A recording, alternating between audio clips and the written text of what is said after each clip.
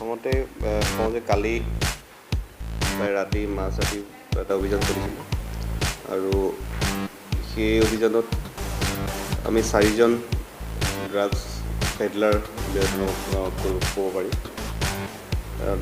লগত কাৰ্য কৰা হৈছে।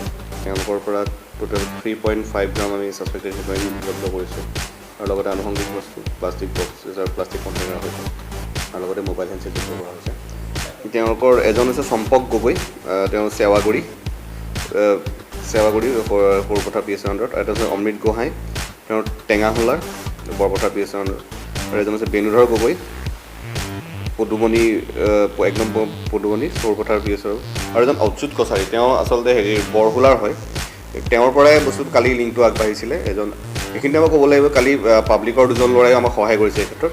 এই বৰহোলাৰ অচ্যুত কছাৰী যিজন ল'ৰা, তেওঁ সন্দেহজনকভাৱে অলপ এজন বাইক আহি আছে ল'ৰাজন, তাৰ পৰা কিবা এটা বস্তু লোৱাৰ সন্দেহজনক কৰিলে আৰু আমাক সেই সূত্ৰে খবৰ দিলে। সেই লিংকটোৰ পৰাই আমি আগবাঢ়ি গ'লোঁ। সেই ক্ষেত্ৰত মই সেই দুজন ব্যক্তিকো ধন্যবাদ দিব বিচাৰিছোঁ।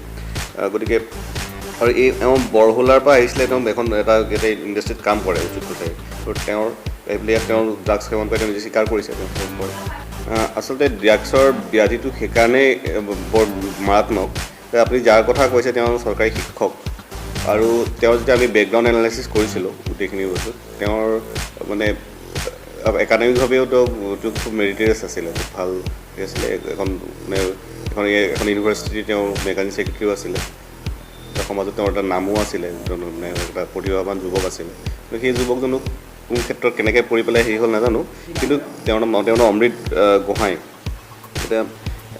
তেওঁৰ কিন্তু মানে পূৰা আসক্ত। কালি তেওঁ যেতিয়া আমি ৰেড কৰিছোঁ, তেওঁ গোটেইখিনি স্বীকাৰ কৰিছেও তেওঁ হেৰি কৰে। আমি আৰু বহুত দিনৰ পৰা তেওঁক সুযোগো দিয়া হৈছিলে। একচুৱেলি আমি চাইছিলোঁ, আমি যিকেইজন যে কৰিছোঁ তাৰ দুজনক আমি আগতে কাউন্সেলিঙো কৰিছিলোঁ। তেওঁলোকে নকৰোঁ বুলি কয়, কিন্তু পিছত গৈ পেলাই তেওঁলোকে বেচেও, অকল খোৱাই নাই, তেওঁলোকে বেচেও, আৰু লগতে সেইবোৰে ব্যাধিটো মানে বঢ়াই লৈ গৈ আছে। সেইকাৰণে কালি সুযোগ পোৱা গ'ল, আৰু সেইকাৰণে কৰায়ত্ব কৰা হৈছে তেওঁলোকক, আৰু প্ৰয়োজনীয় আইনী ব্যৱস্থা লোৱা।